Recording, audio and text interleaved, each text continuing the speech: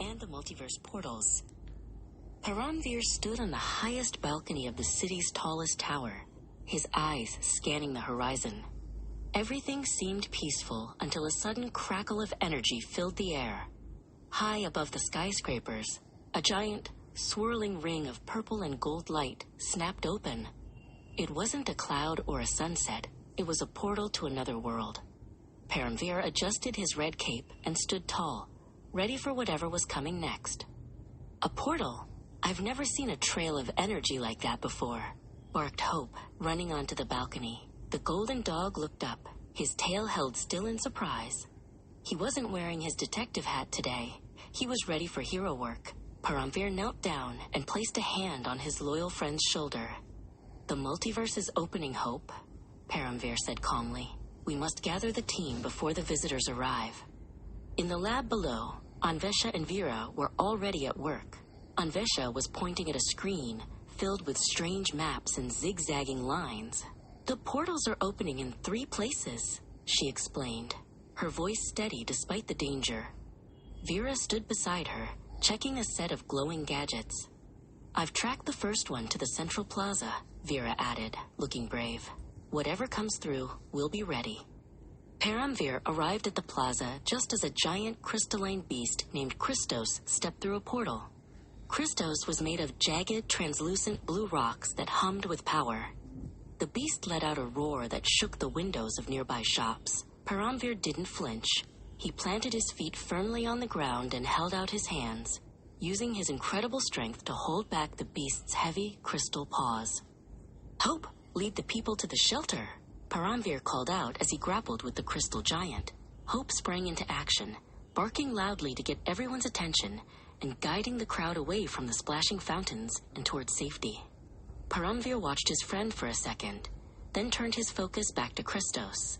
With a deep breath and a steady push, Paramvir began to move the beast back toward the glowing portal. Meanwhile, in the city park, a second portal released a sneaky shadow sorcerer named Chaya. Chaya moved like a dark ribbon, darting between the trees and making the shadows of the swings and slides grow long and spooky. Vera stood her ground near the duck pond. "You can't hide in the dark forever," she shouted, holding up a bright flashlight that cut through the gloom. Paramvir arrived just as Chaya tried to vanish into the deep shadows of the old oak tree. "Wisdom sees what the eyes cannot," Paramvir whispered. He focused his mind, and the silver symbol on his blue turban began to glow with a brilliant, pure light. The light was so bright that it chased away every shadow in the park. Chaya gasped, unable to hide anymore, as Paramvir used his power to guide the sorcerer back into the portal. High above the rooftops, the third villain appeared, a flying mechanical dragon named Gearsnap. Gearsnap had wings made of spinning saw blades and a tail that clattered like a train. Anvesha watched from a nearby rooftop, looking through her magnifying glass to find a way to stop it. "The energy core is right under its wing," she realized, pointing her finger at a glowing red gear. Paramvir took to the sky, his red cape snapping in the wind as he flew toward the metal dragon. Gearsnap tried to swat him away with its heavy tail, but Paramvir was too quick. He reached out and grabbed a loose metal plate on the dragon's side. Using his calm wisdom, he didn't break the machine. Instead, he gently adjusted the gears, causing the dragon to glide peacefully back through the final portal. With a final flash of light, the last portal vanished, and the sky turned a beautiful, clear blue. Paramvir landed back on the street, where Hope was waiting with a happy wag of his tail.